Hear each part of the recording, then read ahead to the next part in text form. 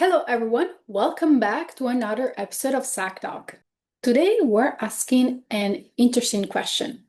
Can owning a pet actually make you live longer and make you feel better at the same time?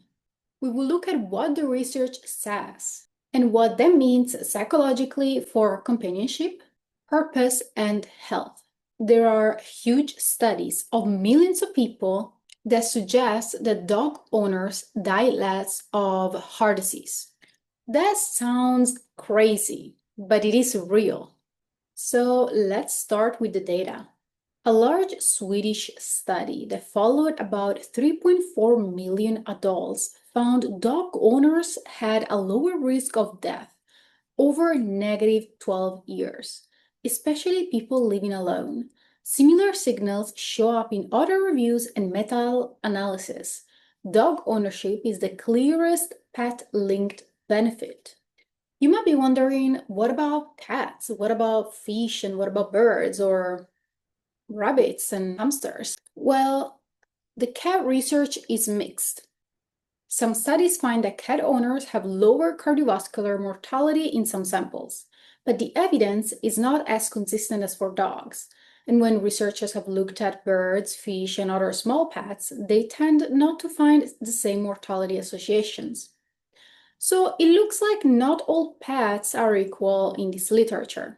However, there are many studies showing that cats also help with not only mood, but also living longer and living better when you get older. So the quality of life, it is better if you own a dog or a cat compared to not owning anything or owning another type of pet like a bird or fish, etc. But why would pets, in particularly dogs and cats, link to better cardiovascular health and better overall health? Literature points to a few psychological and behavioral pathways. So for dogs, it is activity. Dogs tend to increase walking and movement because, of course, you have to walk dogs usually 3 times a day, depending on the breed. With some of them, you actually have to run or do an intense exercise.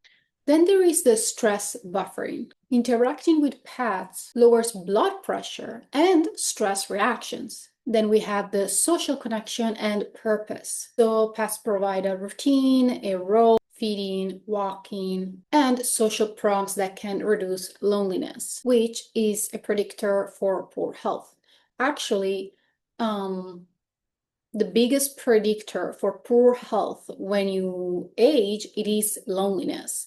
So the more lonely you are, the higher risk for all-cause mortality.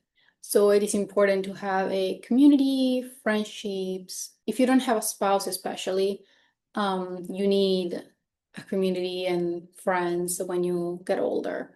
Interestingly enough, there is actually a longitudinal study done in humans, well, of course, where they follow different types of populations. So they followed people with high income, people with lower income, people living in nice neighborhoods, people living in poor neighborhoods or dangerous neighborhoods. And basically, the people who lived the longest and the happiest were not the people with the most money, with the most resources, were the people who actually had a community and friendship.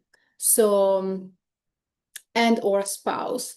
And so building a community, building a family, building friendships, it is one of the most important factors for longevity, along, of course, with diet and exercise. But building a community and building friendships seems to be more important to diet and exercise when it comes to longevity and better quality of life. So why do you think dogs and cats are linked to better lives compared to owning a bird or a fish or other types of pets?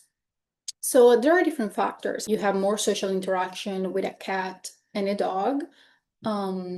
With the dog, you have the benefit of having to walk the dog every day so that it's good for overall health. But with cats, there is that component of pouring. So when a cat comes to you and pulls on your chest, it actually regulates your nervous system. It is good for literally stress and blood pressure and everything. So cats have this healing, calming effect. And so it's a combination of social connection with the pet, the cuddles. I think you can get some benefits to owning some other pets like birds, because I know that with birds you can also have a very close relationship. Maybe you cannot have that with snakes, but yeah, I think we should have more research on that. If you think about getting a pet, but you fear that the pet is going to stress you even more because you're already busy and you have a lot of stuff going on, think about that twice. There is tons of research showing that owning a pet is beneficial and thus lower stress and does not increase stress. And obviously, time management is very important. We need to take care of our pets. This is it for the episode. I hope you enjoyed it. If you liked it, put a like, subscribe to my channel, and I'll see you in the next episode.